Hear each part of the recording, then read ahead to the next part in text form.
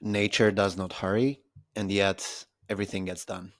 This is a quote from Lao Tzu once again, chapter 37 of the Tao Te Ching. And today we're going to be talking about cold emails. So, in the last over 7 years, it's almost been 8 years now, I sent over 1 million cold emails and I've learned over 10 major lessons. Right now I have 11. I might realize something midway through in this podcast that I haven't included. So far, we have 11 guys, okay? So we're going to get through them. Let's jump straight into it. Number 8 is pretty crazy, and also number 1, by the way. I wish number 1, I should have put it towards the end so that you stay longer in the video or podcast episode, but I figured I should be honest sometimes, are like not so algorithm based. So with that being said, this is a screenshot that I used. We will get back to this. There's 100k sent in here because instantly is a little bit weird when it comes to their how data is displayed in here. As you can see, there's like 0 cent in here. This is like, by the way, the past 1 year.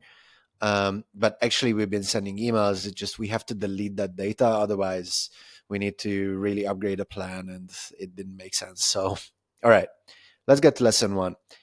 This might be controversial, and I can see some of the cold email, especially the copywriter guys. Like, if you're a copywriter and you're watching this, you probably just left this video. All right, lesson 1: the copy doesn't matter.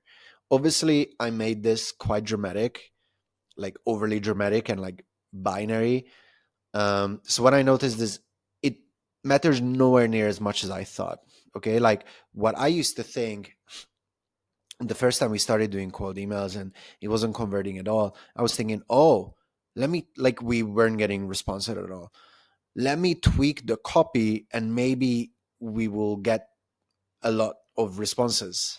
And this is very consistent also with what I've seen in email marketing in general. So this is for Klaviyo too. And yes, by the way, this episode of my content isn't really tailored at e-commerce stores. But if you're B2B e-commerce and you can send cold emails because in B2C it's illegal, it's still going to be useful for you. But anyway, so back to my point. I noticed this in Klaviyo, just e-commerce, email marketing in general as well. Like if your emails are really not performing and you're not getting really high click rates, you shouldn't expect small tweaks to the copy or even major tweaks. If the message of the email, which is kind of like the offer in here, the message of the email is kind of like an offer in itself. Even if you don't have an offer, that's an offer. And if you don't have an offer in an email, you should rethink what that email is about. Every email should have one goal. You should always get someone to at least do something. Like, for example, if it's, I want these people to not click anywhere, but just read this email, then that's the offer. That's the point of the email. Okay. So copy doesn't really matter that much. Okay. Like it's something of a, in the long run, it definitely matters. And I'm a big copywriter fan and I love it. And we still do really good copy for our clients. But it's like good copy in my experience, especially in email marketing, is kind of like, it's not as important in my experience as in the Madison Avenue days in Madman with these like big posters and there's like one sentence in there, lemon, like all of that legendary ads. Copywriting is great. I like to make it funny. I like to use copywriting best practices, but it's like a really like a marginal gain. Okay, it's a marginal gain. It's not going to make the biggest difference. The biggest difference, the two things that will make the biggest difference, is your list and the offer, and that's it. Like, and on top of that, if you use a bad email marketing tool, like if you're not using the one I'm about to recommend in lesson, I think maybe 8 or 7, then, and you have a bad sending environment, like your emails just land in a spam folder, that's an issue. So these are the 3 most important things. And if your copy isn't stupid, then you should be getting pretty decent results. I have seen, for example, this is, I'm not affiliated with them, John Buchan, it's you can research this guy. He does really funny copywriting. He's kind of a competitor, so maybe I should mention him. But I actually learned a lot from him, and he writes a lot of like really funny copy. And kind of like the offer of the email was that he writes funny copy, but we actually tested this too. And what I've seen work better is when we just have a better offer. Um, and also like his comedy is like very specific to a UK audience, just in my opinion. and to his clients. So if you happen to be in a niche where you're in B2B, and let's say you're from the UK and you reach out to other UK brands and you use a specific type of humor, then that can definitely make a difference. Okay. But just in general, don't expect the copy to make all of the difference. This is the only point I wanted to make in this one. Okay. Lesson two, I kind of touched on this. The offer is everything. So the best cold email campaigns that I've seen were kind of like, hey, we can do run meta ads for you on a performance basis. So you don't you pay us based on like how much extra we generate. And by the way, so I've seen this email specifically perform really well, but then the problem was there, and this is another lesson that I'm about to mention, is we actually did have a setup, or like that company had a setup fee too, which created some awkward conversations in the sales calls, because those people thought, oh, I thought it's a performance basis. And I felt it was a little bit disingenuous. So I don't know, like if you're a cold business guy and you just want to get more calls, you can do it, and you can say performance basis. Or other really good offers that I've seen is, for example, all right, so I'm gonna like you're gonna pay me based on like how much revenue I make, and if you're not happy in the first 30 days, like you get your money back, and I will send you $500 on top of that for wasting your time.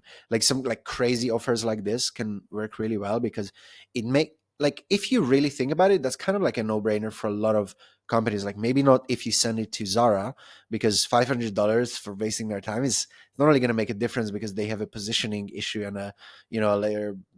I think maybe they're a publicly traded company. So at that level, it's a different issue, which kind of comes back to lesson number 3, um, which is don't be cheap with paying for your list. Like you should be targeting really well. And let me just go back to lesson 2 for a moment, because I absolutely love this sentence that I wrote.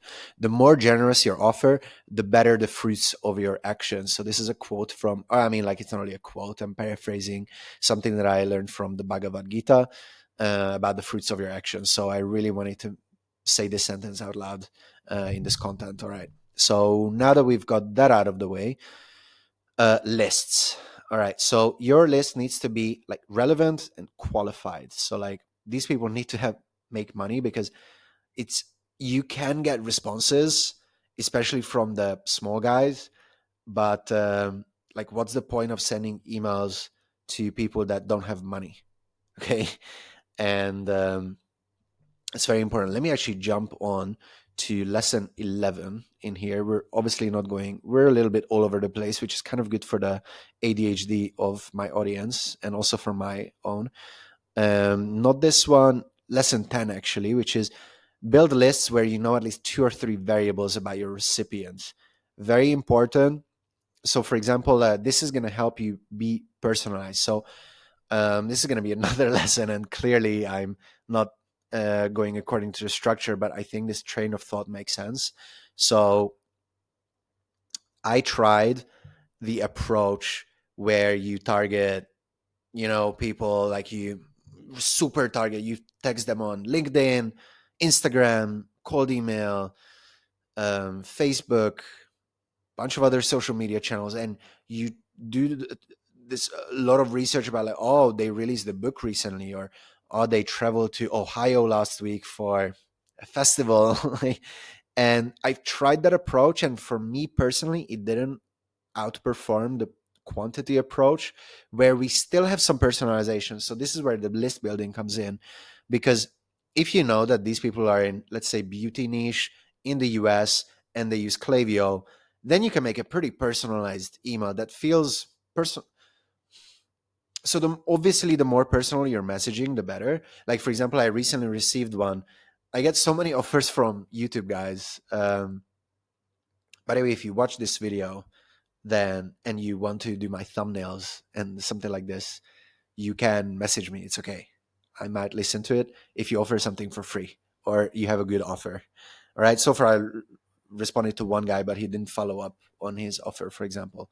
So, for example, there was one who said a specific, like, I like your YouTube channel. I specifically like the point about the point that you made about when you're A/B testing and people do too many blah blah blah. So something from that video, for example, because then I'm like, oh, okay, so you did watch like something in my video, like maybe you didn't watch the whole thing, but you referenced a specific point I made in a specific video, which can be obviously great, but you might not have this amount of time, right? So try to make it as personal as possible. With the more variables you know about them, the better. But at the same time, you need list sizes. Okay. And in terms of list sizes, so I personally have like 20 email domains, and I let the tool that I'm about to reveal very shortly. So I let them do my email domain setup so that it's, DKIM, DMARC, all of this stuff is done. And because I've set it up personally before and it's an absolute pain. So just pay the extra money and let the tool set it up for you. And then you can send about like 30 to 40 emails per domain per day, if you don't want to be risky. All right.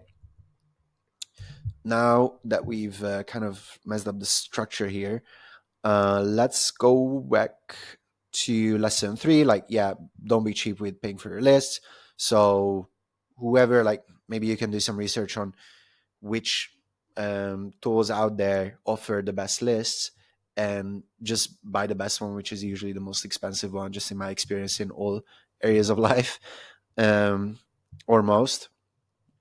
All right, so lesson 4, now we're revealing the tool. Instantly is the best at the moment, in my opinion. They let you see the responses that you get, which, for example, I don't think it's a feature for Lemlist. So you need to go into your email domains and actually track them, which is a complete waste if you have like 20 email domains. So with Instantly, this gets into your Instantly inbox. I am affiliated with Instantly, but I quickly wanted to make a point about this. I tried all of these tools. I think Instantly is the best. I started using them, and then I realized, oh, I'm kind of building an audience in this niche.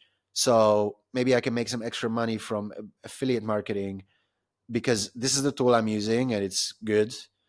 And yeah, like if you use my link, you might get better pricing, you might get better onboarding experience, less likely to get banned and stuff like that. So just use my link. It's going to be in the description below. I used all of these other tools. Instantly is significantly better. Just use them. Very specific for cold emails. And those guys are kind of on top of all of this AI innovation as well, which you can start using. I still think it's a little bit tacky at the moment, the way it works. And just in my opinion, I like more control. So I like it when I know, listen, I know these 3 variables about you. I know you're in beauty. I know you're in the US. I know that you use Klaviyo and Shopify. I know 4 things about you already. I kind of know roughly how much money you make, in a ballpark range. So I'm just going to write that in the email. And I haven't really seen yet, as of 2025, that good of like AI prompts personally, that is not, just AI. The way it writes right now is like very AI. Like you can identify, oh, this was written by AI. They use these weird long words, and I just don't really like it. Lesson 5, reply speed is key. um I hate responding fast, because like I hate just checking messages all the time, but it just works. It's helpful. The quicker you respond, there's a positive correlation that I've seen in terms of like people booking calls and people responding. The quicker you respond, the better. So probably like within 24 hours is fine, but if you can make it less than 12 or less than 6 hours reply, that's amazing. Maybe you can have some more assistance there. Lesson 6. Yeah, so this is something that I talked about earlier. Like if you try to be too clever and like, yeah, like performance basis, and you just try to get people on calls, and then you say like, yeah, performance based, and then you run them through a 30-minute sales deck about like, here's more about us. We worked with this company. It's in your niche. We made 1 million for them. Do you want us to do the same for you? Blah, blah, blah. All this process stuff, 30 minutes. And it's like, oh yeah, it's, by the way, 6K upfront cost. And it's like, bro, like you should have, I don't know. I just feel like it's wrong. It makes me, honestly, I'll be honest, main reason why I don't do this, it's not even the ethical aspect of it. I think in a Trump movie, by the way, if you've seen it, great movie. I think it's called The Apprentice, where Trump is the apprentice. Um, they talk about there's no morality. There's no. Which is not something that I encourage, believe, or anything like this. But I just purely do this because I want to feel good in my sales calls. Okay, like if I'm talking to you on a call, I kind of want to be genuine and listen. Like this is what we do. I make it quite clear we're not going to be paying us based on the hour. It's not going to be only performance basis, and there will be like upfront payment. There is, because otherwise, yeah. Anyway, so it just makes me feel bad on a call. Something that maybe because of my upbringing or whatever, I just don't like it. Okay, I just wouldn't encourage it to like kind of mislead people, right? Because we tried it and it felt like kind of bad in the calls, and I was like, okay, now I'm about to say the thing. Use domains that end with .com. Very simple, very stupid, and it's very, very true as well. I've just seen a higher bounce rate, actually not really bounce, it's more like spam rate or not ending up in the inbox, more deliverability issues whenever we don't use .com. So just use .com, okay? Email providers like to position themselves like, yeah, we're so advanced. Our spam filters are like really engagement based, and it is not. Okay, Gmail's is a little bit engagement based. All of the other ones, Outlook, Hotmail, AOL, all of the rest, they're IP address based. They're old school. They were built in the 80s, 70s. I don't know which, like that type of range, like somewhere there, and they haven't really changed much. And they like .com. Okay, just have .com. Lesson number 8. So let instantly set up your email domains and make sure you have the URL redirect. So so I think we covered the first part of this because I did the DKIM, DMARC, all of this domain stuff that should really be done by a dev. And it's a complete waste of time. And I don't know, it's just not right to be spending time on that. So just they offer pretty much the same price, by the way, as G Suite, for example. So just do that and then have a URL redirect. So you can set this up inside of Instantly, because people quite often will ask, because you shouldn't be using your real domain. I think that is kind of like a big lesson, but it's common practice. Like if your domain is white table pillows, if you watch my previous video, you will get this joke. Whitetablepillows.com, you should not use whitetablepillows.com as your cold email domain, because cold emails will inevitably reduce your domain reputation, right? Even if you get really good engagement, like maybe it will be stagnant or stay the same at best. So it should be whitetablepillowsworld.com, or I don't know, like something like that.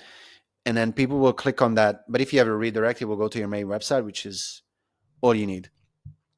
Number 9.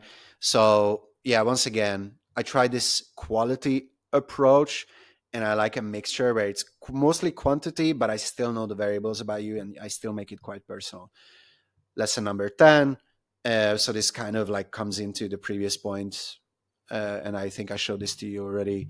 Know at least 2 or 3, ideally 4 or more variables about your audience. And then lesson 11 is be patient with your warm up process. So we tried it before where we try to send emails quite fast, like faster than that. And it's just going to lead to you ending up in the spam folder. And it's just not worth it, because then it's going to take an age to get out of there. Usually you will need to recreate your emails, just create a new one, and it's terrible. So just be patient with that one. My opinion, I don't really like images in cold emails and a whole lot of links, like too many links. Like I like one link in the email, because the more links, the more images, that type of stuff you have, the more likely you will end up in the spam folder. And probably not best to not use open tracking, for example, because once again, it's just Gmail might identify some bots being used. So do you like that? And yeah, that was today's episode. Thank you so much if you got this far in there. And make sure you like, comment, subscribe if you like me to manage your cold emails, or you'd like me to manage your inbound emails, or both. There's going to be links in the description below where you can get in touch, possibly schedule a call if it would make sense and you're qualified. And I'll see you in the next video. Thanks so much. Ciao.